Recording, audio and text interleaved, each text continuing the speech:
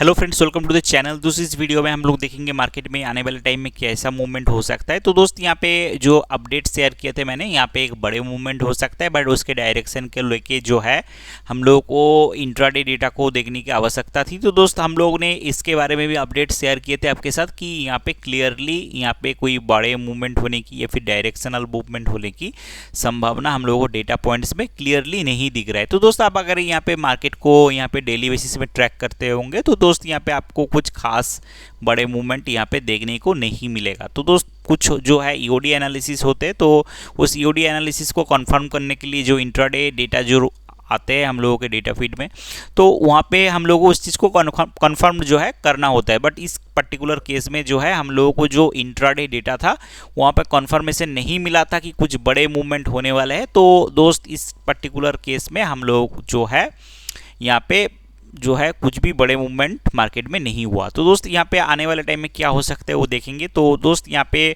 जो अभी फिलहाल अगर आप एडवांस ओबीवी को देखेंगे या फिर प्राइस मूवमेंट को देखेंगे तो यहाँ पे जो है बड़े डाउन मूव होने की संभावना थोड़ा कम लग रहा है। मार्केट जो इस बैंड के अंदर ही रहेगा, बट दोस्त बड़े डाउन मूव होने की संभावना इस पर्टिकुलर सेटअप के हिसाब से थोड़ा हम लोगों को जो है संभावना जो है हम लोगों को कम लग रहा है। अब दोस्त अगर हम लोग नेक्स्ट सेटअप में देखें तो दोस्त यहाँ पे जो हम लोगों का कैश का डेटा है, तो वहाँ पे आप देख सकते हैं कि मार्केट जो है एक लंबे जो एक चैनल है उस चैनल में ट्रेड कर रहे हैं। तो दोस्त ये जो चैनल है इसकी लोअर रेंज में मार्केट अभी कंसोलिडेट कर रहा है। तो ऐसा काफ़ी बार देखा गया है कि इस पर्टिकुलर चैनल के आसपास कंसोलिडेट करने के बाद जो है मार्केट में अप मूव आता है। तो यहाँ पे मार्केट में जो अभी फिलहाल सेटअप बन रहा है तो मार्केट में बड़े डाउन मूव होने की अगर संभावना कम है, जैसा हम लोगों को प्रीवियस सेटअप में देखने को मिला, तो यहाँ से फिर से दोबारा मार्केट एक बार ऊपर जाने की कोशिश करेगा। तो दोस्त मार्केट ऑलरेडी ओवरसोल्ड में था, ओवरसोल्ड से ही बाउंस किया मार्केट, आप यहाँ पे खुद भी देख सकते हैं।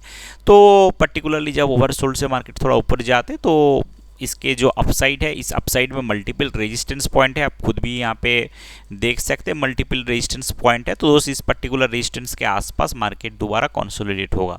तो ऐसा ही जो है अभी फिलहाल जो डेटा पॉइंट्स है उसमें देखने को मिल रहा है। तो दोस्त अगर हम लोग इंट्राडे चार्ट की बात करें तो दोस्त इंट्राडे में कुछ खास एक्टिविटी नहीं हुआ, रेजिस्टेंस पॉइंट से ही मार्केट जो है यहाँ से रिवर्सल किया और बेसिकली यहाँ पे ट्रेंड भी जो है आपका वीक था। तो दोस्त प्रीवियस डे ट्रेंड बुलिश था, मार्केट थोड़ा ऊपर गया, इतनी बड़ी गैप नहीं है। गैप जो है आपका बेसिकली एक्सपायरी के जो है एक्सपायरी जो है एक एक्सपायरी से दूसरी एक्सपायरी में जो शिफ्ट होता है उसके कारण इतनी बड़ी गैप देखने को मिल रहा है। बट दोस्त यहाँ पे जो बेसिकली यहाँ पे जो एक्चुअल मूवमेंट हुआ था वो नेट टू नेट बेसिस पे 60 पॉइंट्स के आसपास जो है मार्केट में मूवमेंट हुआ था। दोस्त ऐसा कुछ खास एक्टिविटी जो आपका जो फ्यूचर्स का इंट्राडे चार्ट है वहाँ पे भी नहीं हुआ। उसके बाद दोस्त अगर हम लोग volatility based overbought oversold indicator देखें तो ये अभी 30 से ऊपर नहीं गया है। तो दोस्त ये जो करंट अप मूव है इसके ऊपर हम लोग बिलीव नहीं कर सकते। जैसे आप यहाँ पे देख सकते हैं मार्केट थोड़ा ऊपर गया, काफ़ी लोगों को लगा कि मार्केट बुलिश हो चुका है, बट मार्केट रिवर्स कर गया।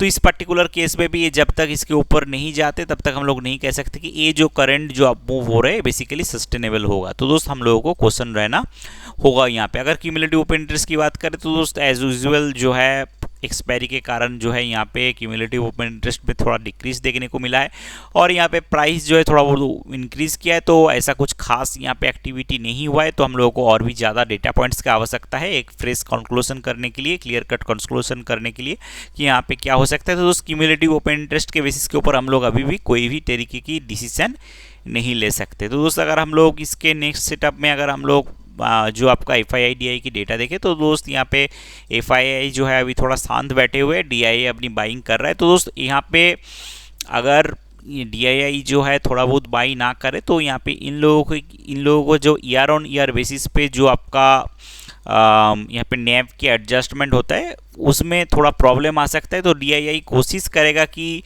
जितनी हो सके दिसंबर तक ये मार्केट को ग्रीन में ही रखे, क्योंकि जब काफ़ी लोग जो म्यूचुअल फंड का नेट रिटर्न देखते हैं तो ईयर ऑन ईयर भी चेक करते रहते हैं। तो ईयर ऑन ईयर बेसिस पे अगर मार्केट को थोड़ा ग्रीन रखा जाए तो इसका जो एक गुड इम्पैक्ट DII की नैब में पड़ेगा। तो DII कोशिश करेगा जैसे तैसे हो मार्केट को थोड़ा ग्रीन में रखा जाए। इस चीज़ का आप ध्यान रखिए और इस पैटर्न को आप पास्ट में भी जाके चेक कर सकते हैं। तो दोस्त basically year on year basis पे जो नैव एडजस्टमेंट होता है तो उसके बेसिस के ऊपर जो है इन लोगों की परफॉर्मेंस जो है देखा जाता है। तो DII कोशिश करेगा मार्केट को यहाँ पे ग्रीन में रखने का। तो दोस्त अगर हम लोग ओवरऑल एनालिसिस करके देखें तो हम लोगों को यही समझ में आ रहा है कि अभी करंट जो अप मूव है ये जो है सस्टेन होगा कि नहीं, ये जब तक हम लोगों का volatility base overbought oversold indicator हम लोगों को क्लियर संकेत देगा 30 के ऊपर जाएगा, तभी हम लोग कह सकते हैं कि हाँ यहाँ से मार्केट जो है और भी थोड़ा ऊपर जाएगा या फिर ये अप मूव जो सस्टेनेबल है।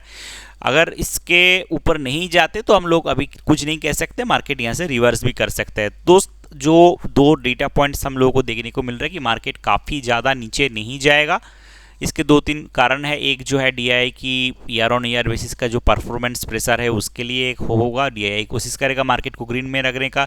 दूसरा जो है मार्केट जो है ओवरसोल्ड से थोड़ा बहुत ऊपर गया है और जो एडवांस OB भी है वहाँ पे भी हम लोगों को देख रहे हैं कि मार्केट में ज़्यादा नीचे नहीं जाएगा। तो मेरा जो क्लियर कट कंक्लूजन होता है उसमें जो मुझे समझ में आता है कि यहाँ पे मार्केट जो है ज़्यादा नीचे भी नहीं जाएगा और मार्केट को एक ग्रीन में रखने की कोशिश किया जाएगा। तो दोस्त यही मेरा एनालिसिस था। और दोस्त यहाँ पे जो आपका डिस्क्लेमर है इसको आप देख लीजिए, ये डिस्क्लेमर जो है आप यहाँ पे पढ़ सकते हैं, इसको मैं सिर्फ लर्निंग के लिए शेयर कर रहा हूँ। इसके बेसिस के ऊपर आप कोई भी बाय सेल होल्ड ना करें, हमेशा सेबी रजिस्टर्ड रिसर्च एनालिस्ट या फिर फाइनेंशियल एडवाइजर की बात सुन के ही आप सारे बाय सेल होल्ड करिए। तो दोस्त आशा करूँगा आज का क्विक अपडेट्स वीडियो आपको अच्छा लगा। Thanks for watching this video.